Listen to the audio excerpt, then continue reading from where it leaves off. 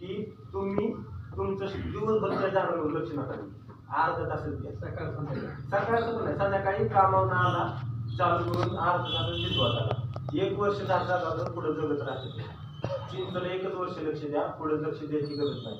आंब्याला पण लक्ष द्यायला लागेल कारण की तुम्हाला फळ घ्यायचे, पण चिंच स्वतःहून पाण्याकडे जातं लागतं असं.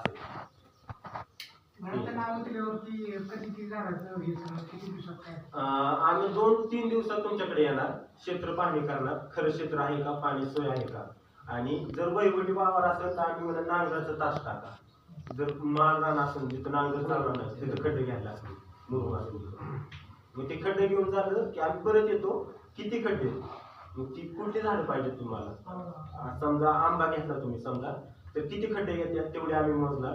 प्लस तुमची बांधाचे झाडे ठेवल्यात, कुणाला बघायचे असेल तर येऊ शकतो आपण तिथं. काराटे हो, काराटे सोनपूरवाडी रोडला जाताना सैनिक नगर लागतं, तिथं आपण झाडं ठेवले. ही झाडं सगळी कलम येणार आहेत, खात्रीशीर पण असणार आहे. आपली नर्सरी तिथं माणूस असतो, 3-4 जण BSc ऍग्री झालेली माणसं आहेत तिथं ठेवले. ती झाड टेस्टिंग करतात, बघतात. आपण झाड वरण नाही बघतो, ती पिशवी फाडून मूळ बघतात की खरंच मूळ आहे का, चांगलं नाही लागू शकते का, आले का, सुद्धा रोग आहे का, नसेल तरच झाडीकडे पाठवतो. आपण कर्नाटकवरून झाडे येतात, त्याला बघा बारीक मोहर असतो, काळा काळा असतं ते, त्या झाडाला कधी फळ येत नाही, कधीच येत नाही. तसं आपल्याकडे एक पण झाड घालणार नाही. आणि त्याच्या काही उपाय पण नाही. तुम्ही म्हणतात इंजेक्शन मारा, ती काढून टाका, खुडा, तसं काही येत नाही.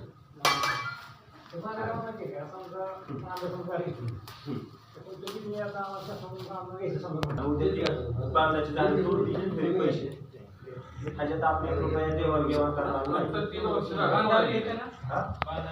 बांधा ही सलग बांधावं नाही, नुसतं बांधावं नाही.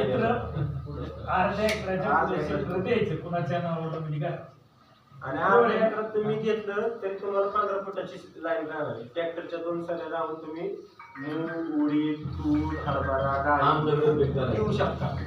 परत ही पण घ्या, शेवगा घ्या, पपई घ्या, ते पण घेऊ शकता. त्यात काही अडचण नाही आमची.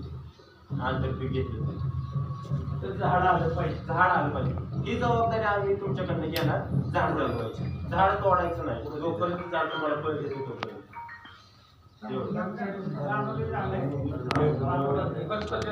बांधावरती रक्तचंदन, चंद्र, मोगरी, सावळ ही सलग लागवडीला आपण बांधावरती